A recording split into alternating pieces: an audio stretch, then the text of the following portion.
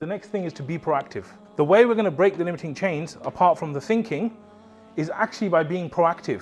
If you just keep going, persistence, it overcomes resistance. If you keep taking action, keep taking action, keep taking action, keep taking action. If you just keep taking action, it's going to happen. The problem is most people just spend time in their heads and their mind, and they just think and think and think and think does nothing except make you feel worse. So the key is to be proactive. For success to happen, you need to be proactive. There's two ways to be proactive. The first thing, there's a formula specifically that I want to go into, right? What we want to do is we want to write out the answers because it's more effective than doing it in your head. Whenever you're planning something or you're making a decision, you want to get it out on paper. You don't want to think through it in your head. Put it on paper. You know, there's a lot of people that do journaling, all this stuff is very beneficial to just get it out on paper because it crystallizes your thoughts.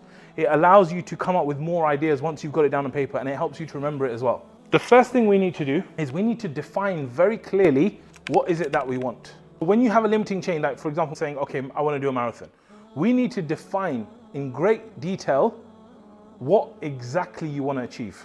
What is one thing he could do? You know, even he could just be like, okay, just to start praying, I'm not even going to pray. What I'm going to do is I'm just going to ask Allah to help me pray. That's it, I'm just going to make dua. But what is one active action he could do? What I want you to think about is you define the thing that you want. So for example, you were saying, I want to be more consistent at the gym, for example. But that needs more definition. What does consistent mean? Does it mean once a month? Once a year? Once a week? 3 times a month? Like, you need to define in great detail what is it that you want. The second thing is that you have to create urgency. You have to have urgency. Why? Because if you don't have urgency, you're very relaxed.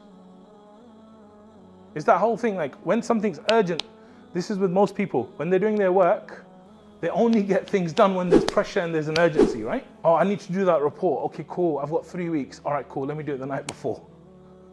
Because of the urgency, right?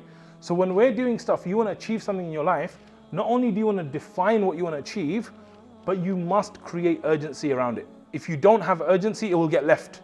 And that's why the important things in your life that you want to do are getting left because there's no urgency.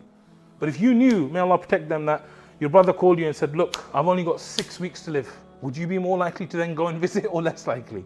More likely, right? Because of the urgency. So we need to use that urgency to get stuff done. The next one is action. So once you have the urgency, you must take action. Action is what changes everything. I keep saying it. You must take action. And also what I would say is that you should make dua for it, because ultimately the results are in the hands of Allah. You can do the definition, you can do the urgency, you can do the action, but the result of what happens is actually with Allah. So for us, we should be making dua, we should be asking Allah to help us with each of these things as well. So use the dua formula whenever you want to achieve anything. So what I want you to do is I want you to write down the answer to these questions. So we're going to do the formula for your individual things that you want to achieve. So I'm going to give you 30 seconds to define your outcome.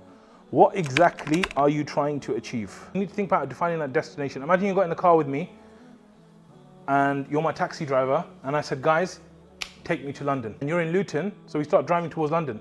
Then you get to like Staples Corner, where I live, and you're like, okay, where in London you want to go? And you're like, London. Is it more likely you're going to get there or less likely? Less likely. If I say a specific destination, take me to 123 Cricklewood Road, you're going to get there, right? So when you're defining that, it's too broad. It's like, I want to be independent. Well, technically you are independent right now. You could walk out, you could, even Muhammad says you're sacked, you say, so what? I walk out, you're independent. So what does it mean? Oh, I need financial independence. Okay, what does that mean? How much? You need to crystallize, you need to do the definition as clear as possible. Otherwise the chance of you getting to your destination is low.